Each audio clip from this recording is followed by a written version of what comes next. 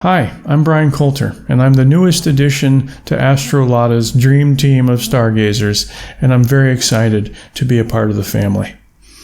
Now, before I get into my take on the full moon in Sagittarius and what's coming in the week ahead, I'd like to take a moment to explain my approach to astrology. I'm what's known as an evolutionary astrologer, and the philosophy at the foundation of this style is that we're here to do just that, to evolve, to expand our consciousness, to learn, to grow. And in analyzing, the symbols, the planets, the signs, and the houses, I want to understand what's the lesson behind all these energies. All these planetary energies are running through human consciousness. Now, what we do with it is up to us. Sometimes there's great, benefic, auspicious, wonderful energy running through us. But, there's a potential in that, at least on the shadow side, to sleep through it. Of course, we can also take that beneficial energy and turn it into something beautiful. Conversely, the more negative energy, let's say, or challenging energy, can create tricky situations internally and externally in our lives. And sometimes we can literally be brought to our knees. But of course, those periods of trial and tribulation, let's say, is where we can find fertile ground for the most growth. And that's what I'm always looking at. It's like, yes, there is some elements of me, describing what may or may not happen during these times. But, what is always the highest ground? And in knowing that, we can constructively use the symbols for our betterment and grow as people. Another major feature to evolutionary astrology is that before we were born in this lifetime, we had another lifetime. So, I use the reincarnational model. Now, I'll get more into that on another video, but that's another key aspect to evolutionary astrology. So we've just hit the midway point of June. And the energy of the first half of the month is much, much different than now and moving forward. Before in the first couple weeks, we had that new moon in Gemini, a couple planets in Gemini, so a lot of Gemini energy. So Gemini is a fun energy. It's like a flitting about, a social butterfly, a lot of new activities, social engagements. Kind of feels like the weekend neighborhood potluck, everybody coming together, bringing their own unique dish. So there's a lot of variety. That's a Gemini quality, and a lot of, interesting conversation and fun. That was the general spirit of the first couple weeks. But now the plot thickens, because now, as of the 14th and into the 15th, we have the planet Mars in the sign of Cancer, forming what's called an opposition to the planet Saturn. And an opposition basically means they're just, opposite each other, 180 degrees in the sky from our perspective here on Earth. Now, Mars and Saturn can really clash, okay, because they represent completely different energies. Mars doesn't really care for Saturn too much, and vice versa, because Mars is a warrior, the god of war. It's a speedy planet. It likes to rush into battle. It loves to take action and be assertive and be brave and courageous and just continually moving forward, progressing, reacting, having strong reflexes. And then Saturn likes to slow things down. It's a very reality checkish sort of planet. And Saturn really honors self-discipline and focus. There's a realism to Saturn, 2 + 2 = 4. Let's be methodical. Let's take this one bite at a time. Whereas Mars likes to take big bites and quickly. So again, the energies are quite different. Also, Mars is in the sign of Cancer. Okay, Cancer is a water sign. And all water signs are emotional. And I would say, although all water signs are sensitive, I would say Cancer is probably the most sensitive emotionally. And if I had to pick one sign that Mars probably least likes to be in, it would probably, Cancer would be right at the top of my list. So poor Mars, the god of war, in an opposition with the old curmudgeon of Saturn in its sappy sign of Cancer. So Mars is really being tested right now in us. Oppositions in astrology represent tension between signs and planets. So this time can be very challenging, but also quite dynamic. Okay, but we do feel like we're accelerating with the brakes on a little bit.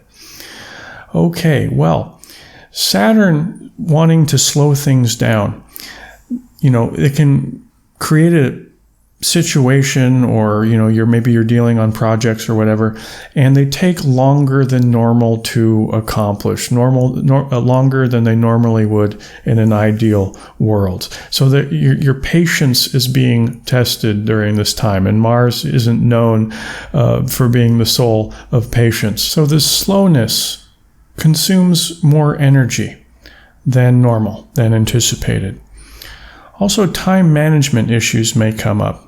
And it's good to be disciplined and analyze what you need to do and make choices. This is what I can do, this is what I can't do, and instead of biting off more than you can chew. So prioritize. Mars and Saturn oppositions are hard-nosed.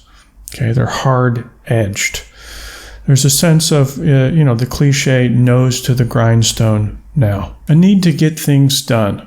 A sense that there's no time to enjoy or relax, a sense of urgency that things, are looming, that need to get done during this opposition. What I really like about this pattern is it can force people to get into action and start doing things that they've been avoiding out of uncertainty or fear. So Saturn says to Mars, slow down, take your foot off the gas, focus. We have a lot of work to do.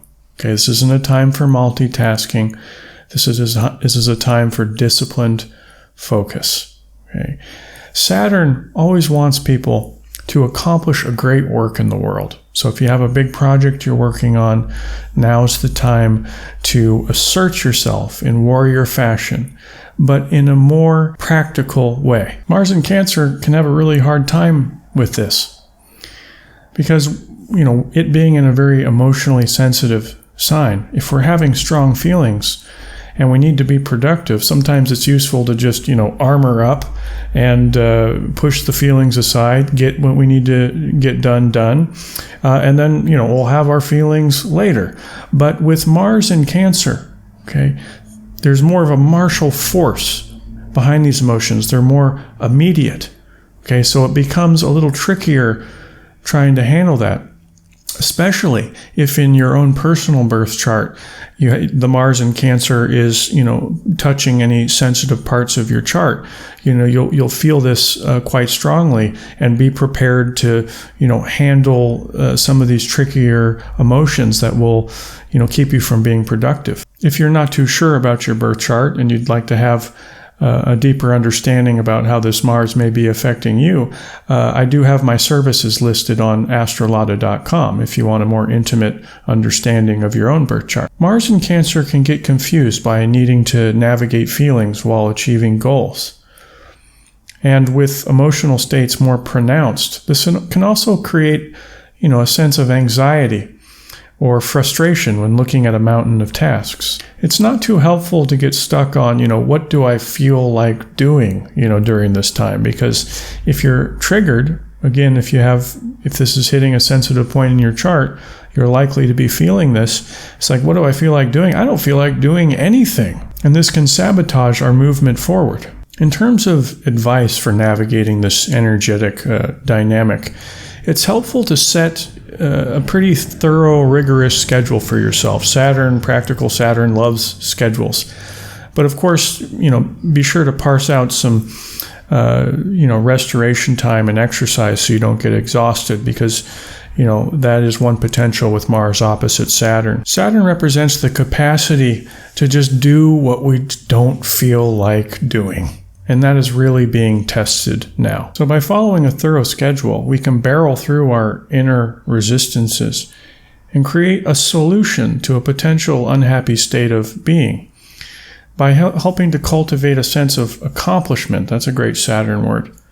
Of accomplishment by doing things that needed to be done even when we didn't feel like doing them. Also something else to look out for, and that's interpersonal drama, knowing that there's heightened emotional reactivity potentially in yourself and others around you. Other people can become offensive or defensive with you, a little touchier than normal, and just being aware of that can be a tremendous help, because it allows you to not, it allows you to create the opportunity to not allow yourself to get sucked into that, and to avoid that drama, because that will just, distract you with the tasks at hand. Needless to say, not the most comfortable energies to be swimming through, but it's what we do with it that matters. And this is why I love evolutionary astrology. This is the test. And by passing it, we bolster our dignity and we'll gain progress in our lives. It may be exhausting, but the prize is integrity and strength. Those are good Saturn and Mars words. We just have to get out of our own way and create a structured game plan to follow. So some people will be feeling this more strongly than others. So look at your own chart. If you have a lot of cardinal planets, cardinal signs would be Cancer, Libra, Aries, Capricorn. So planets in those cardinal signs in your birth chart around the degrees of 18 to 24 degrees, you will be heavily stimulated by this Mars-Saturn opposition. So just be aware of that. But obviously, this is a much different energy than the Gemini we were experiencing the first couple weeks. And it really sets the tone for the rest of June and into July. Now, at the end of last year, as I was looking down the barrel of 2019 and as an astrologer, analyzing what was to come, I recognized two major events, the Saturn-Pluto conjunction, those two planets dancing with each other over the course of the year. That's the biggest event by far. And then we also have this Jupiter-Neptune square ongoing till about October. I'm not going to get into the deep meaning of those, but in a nutshell, these two events represent contraction and expansion, contraction and expansion.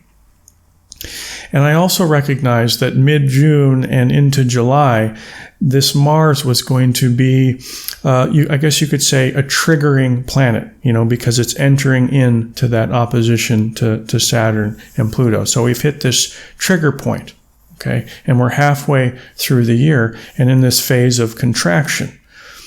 Now, in comes the full moon in Sagittarius.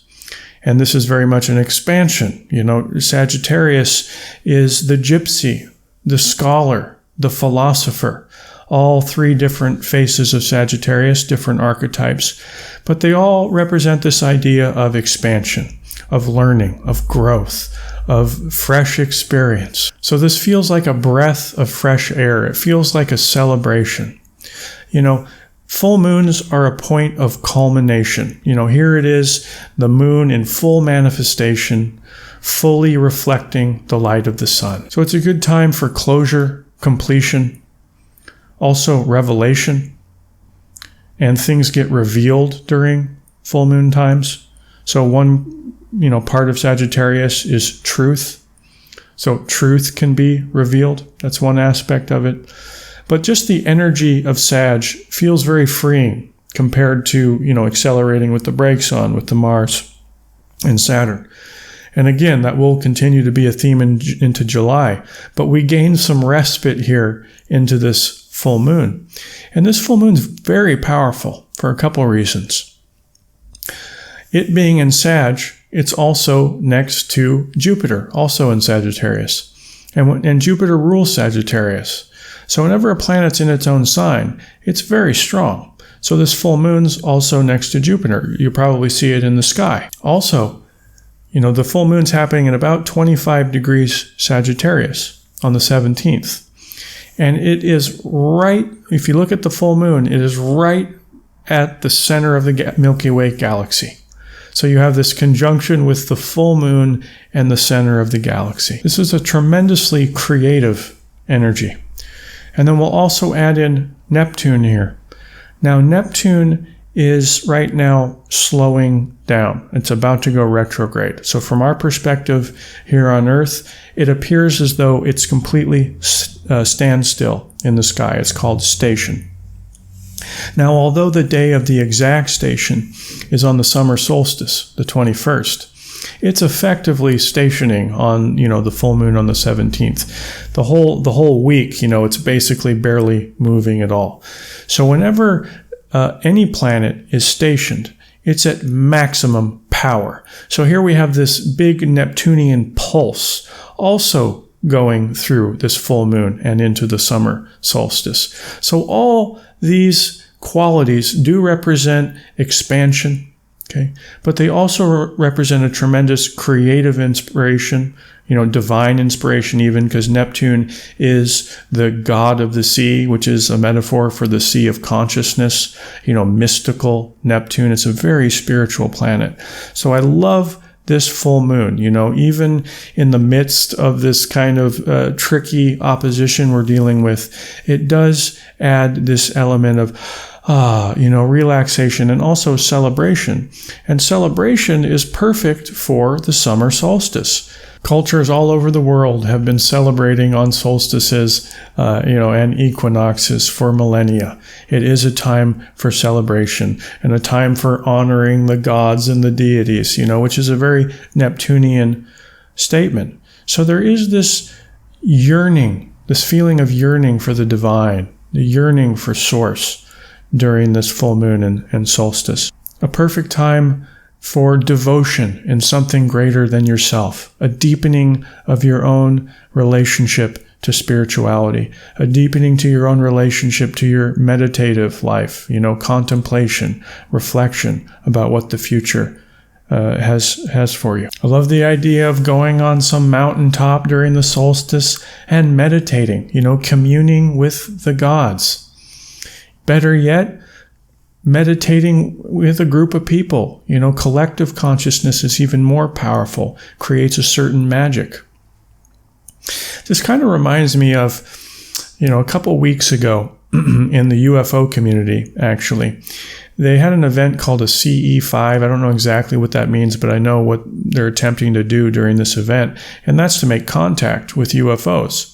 So what they did was, and they've been doing this for years, is they had a big group of people, about, I think, 500, and they all sat in meditation, to change their level of consciousness into a light trance state or hypnotic state. And it's very powerful when you're doing this with a group of people.